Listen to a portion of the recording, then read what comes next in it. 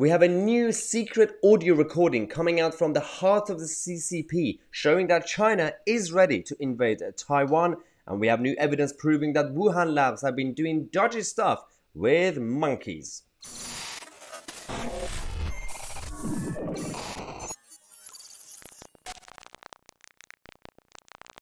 Hello everybody, welcome to another episode of Disrupt, the show that disrupts the narrative of the mainstream media, the show that gives you either the news stories that the media are failing or refusing to report, or even if they do, they give it with a bit of their own left-wing bias. Now, let's talk about China, because we now have a new secret audio recording, and I'm going to put the link in the description for you guys to listen to the whole thing. It's about an hour long. But basically what they've been discussing is a new strategy and tactic as well, long-term as well as short-term, to justify the infiltration of Taiwan to take over their national sovereignty. And they already have their own personnel on standby to be able to take advantage of what's been going on in Ukraine to justify their actions around their own region. And this is absolutely disgusting, because we did predict this about a couple of months ago, saying that of course the CCP are going to look at what's going on in Ukraine and see what's best in their best interest. You know, at times they are going to be pretending to be neutral, saying, well, but why can't everybody just be friends? Come on, Zelensky and Putin, just shake hands. We want to be the referee. And on the other hand, just so that if hypothetically, let's just say Russia goes down, they could go and bail out Russia and then they could own Russia. Or vice versa, they could come to the West and say, so NATO and Ukraine, everyone's going bankrupt, so do you want some more money? We could lend you some more money, because we could then essentially control you. That's what they've been doing for the past few decades. Now, this is absolutely disgusting, because Jennifer Zhang, who is absolutely brilliant as one of the more independent people who've been trying to dig deep to find out the inconvenient truth, as she actually says as well, firsthand finding out what's going on inside the CCP, and she's found this audio recording from a secret meeting at the top of the Beijing the leadership, and we have basically 140,000 military personnel, as well as 953 ships that are on standby to be deployed, and they're almost basically in the region anyway. This is the details of it. As I said, there's a link. It's a 57 minutes long.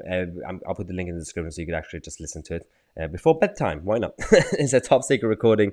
It's about to mobilize their military planning for the region. And this is the weird thing is, part of the discussion that they had is this 3 steps, 3 tasks and suggestions to transition from the current relationship, which is essentially a cold conflict between Taiwan and Beijing. They want to have these 3 tasks ready, which is to firstly make sure you gather support inside Beijing and in terms of the Chinese population, justify it, and then basically to the world, their justification will be that it's just Taiwan that's provoking us. That's been the classic excuse that everybody's used in the past as well. You remember in 1930s Germany saying, well, Poland is provoking us, so we're going to have to go and defend ourselves, so let's just go into Poland. This excuse has been overused, and yet it still works somehow. I wonder why. So they are basically going to say that, well, Taiwan is provoking us, so the only way we do it, we're going to have to go denazify Taiwan. That's going to what they're going to be stealing lines from other countries, and then they're going to be preparing the scapegoat as well as the third stage, which is to pinpoint the corrupt and the evil leaders of Taiwan to be able to actually do this. Now we have Zhu He, who is a major general of a People's Liberation Army and the commander of course, the whole of the establishment in that region. He is one of the key figures who's going to be deployed as one of the architects of this manipulation. Their propaganda mission has already started in Shanghai, in Beijing, and I've been speaking to some friends in Shanghai. They've been saying that they are multitasking, the CCP. On the one hand, there's a crackdown on Chinese people who have been sick and tired of authoritarianism, which is something that's new.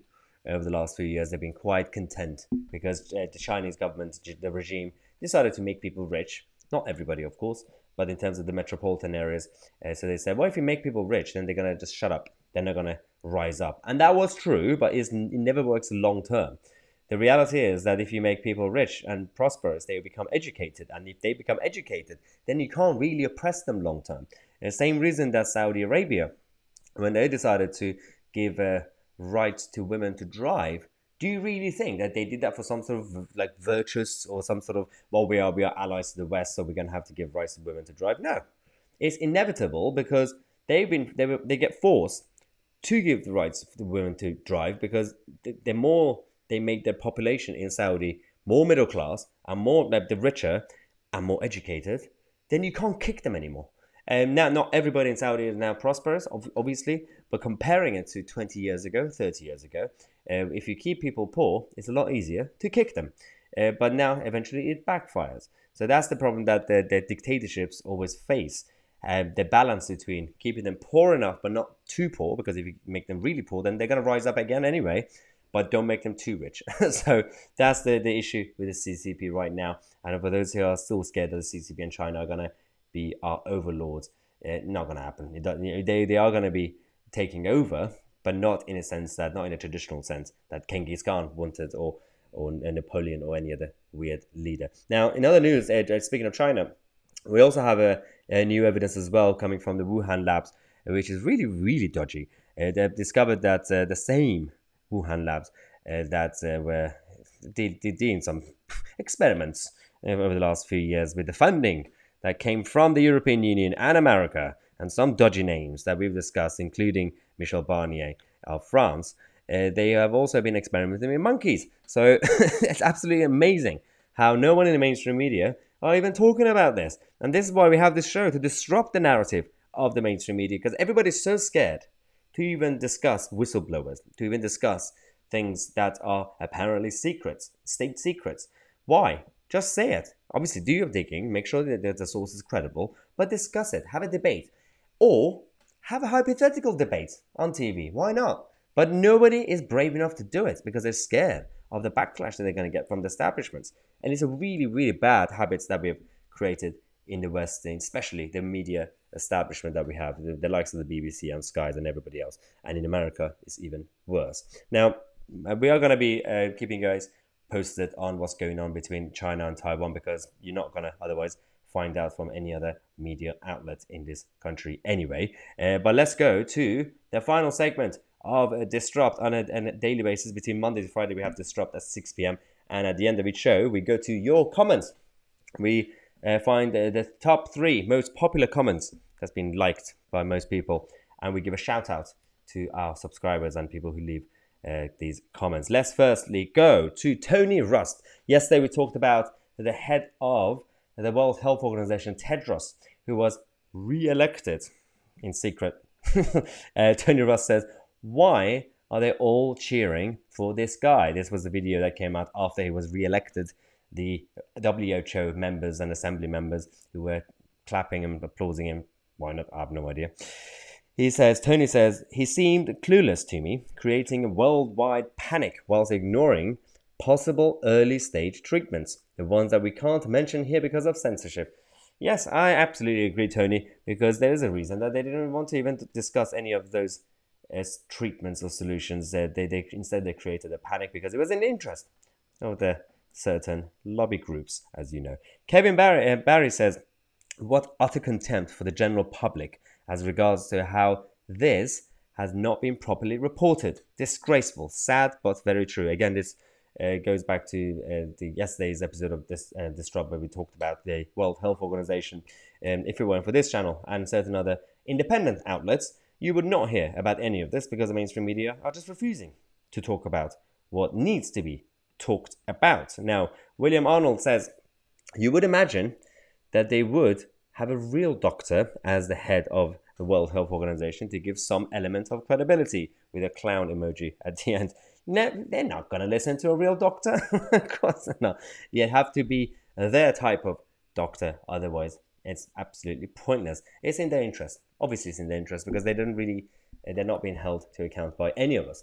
We have no say, absolutely no say in how we are being governed on an international level. Now, until I survive, and then obviously if something happens to me or this channel goes away or whatever, let's continue to support the channel because the movement will continue to exist regardless of where we are and what platform we are. So thanks again for everybody, and make sure to leave comments and let me know your thoughts on what your predictions are when it comes to China and Taiwan. And tomorrow's episode of Disrupt will pick the top 3 most popular comments and give you guys a shout out. Thanks again for watching. I'm Tousi, and this was Disrupt.